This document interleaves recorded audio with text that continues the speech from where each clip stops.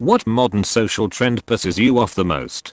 Justifying being an asshole with your it years just a prank year. Posting your kids' entire lives online. The I'm going to disrespect my way to the top of the world thing that Jake Paul is doing. Glorifying celebrities and treating them like gods. Like, I understand being a fan of someone, but you don't have to create an entire livelihood around them or try to emulate them. This is also how people get into positions of power when they shouldn't be. Spoiler alert, most answers are your social media. Public grieving. And berating those who do not grieve publicly. When Chadwick Boseman passed away, people were hounding his co-stars regarding their responses. When Malik B of The Roots passed away, Questlove actually found out by being spammed on Twitter by a bunch of strangers. Imagine finding out one of your closest friends died because random strangers wanted an immediate response from you. Making young children into social media stars. It's fine to share pictures of your kids with friends, but aggressively documenting and marketing your family life for the public at large is creepy. The reaction that provokes on me is more cringe than pissing me off, but I'm sick of the XXXX reacts to YII videos.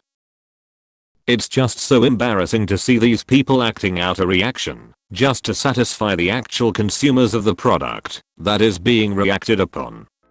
How everything needs to be on social media. I have to explicitly say to family members, please don't put this on social media at family events etc.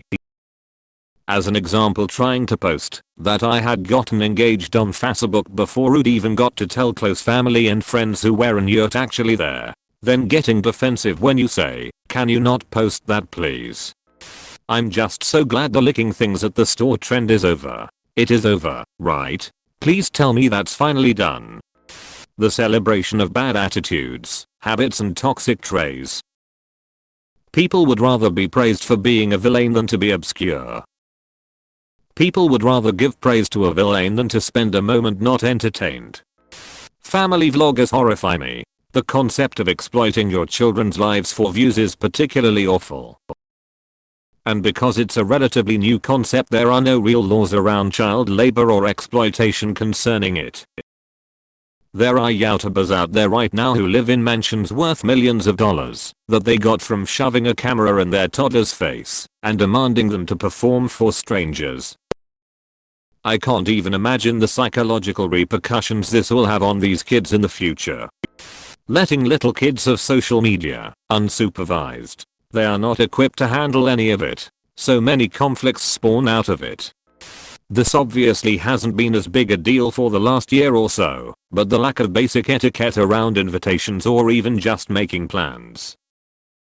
People feel absolutely free to not respond until the last minute while waiting for something better to come along, and they don't think it's rude to cancel last minute or just not show up without letting you know.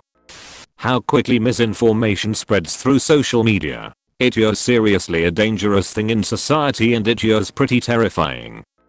Advertising slowly taking over every single aspect of our lives. I'm not really exaggerating when I say over 90% of the mail and phone calls I get are junk or scams. Data we generate simply by being online being sold to the highest bidder without any real way of stopping it, which in turn fuels more ads. Went shopping more than once at a larger grocery store? Congrats, you now get suspiciously tailored coupons mailed and emailed to you, even though you don't remember ever giving them your addresses, meaning it's probably linked to your credit card and banking info. The internet is great for knowledge if you look in the right places and allows discovery of fascinating things, but it does sometimes feel like we sold our souls to somebody for it. Treating opinion as fact and fact as opinion.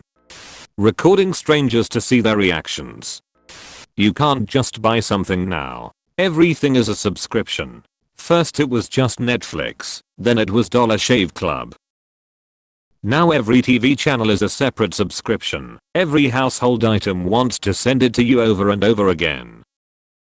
Nothing is released physically, so the only way to watch a movie or check out a new album is to pay someone monthly. Services that were offered for free or one-time purchase are rescinded and now offered as subscriptions. It's so obvious that everyone and everything just wants to milk you as long and for as much as possible. And people just buy into it willingly. I know people who spend like $200 a month on shit that was free like 10 years ago. People are even offering themselves on a subscription base now. I can't believe how cool everyone is with watching all their money disappear all the time. 1. Everyone has a right to have a voice on the internet, but not everyone deserves a following / authority / influence. Just because you paid off your car doesn't mean you're qualified to become a financial coach. 2. Couples recording pranks on each other that are so painfully staged. It is the same super popular trends that are reproduced. Like, do you really need to act so shocked the 10th time your girlfriend pretends to strip in front of the camera, but actually has clothes underneath a towel? Are you really that shocked? At this point I just block, but I just cannot imagine people have that much time. 3.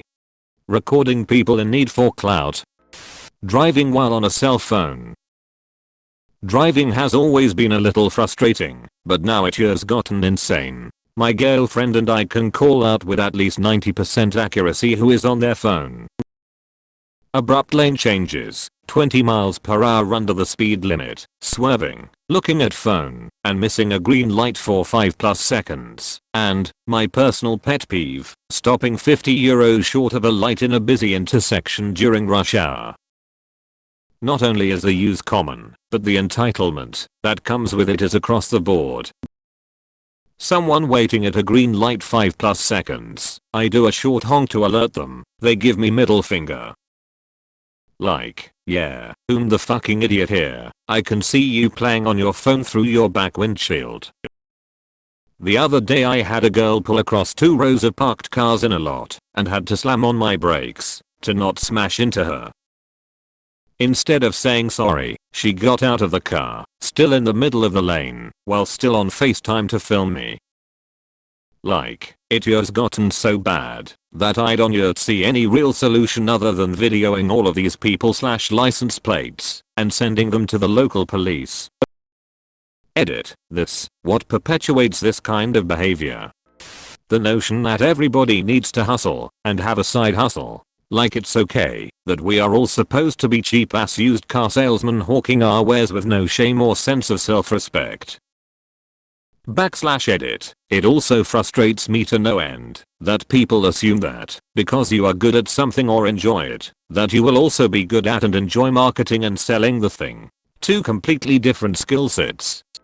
Social media influencers asking for free items unsolicited, then when of course they decline they threaten to, and in some cases do, leave bad reviews forcing the company to have to respond to false allegations for no reason.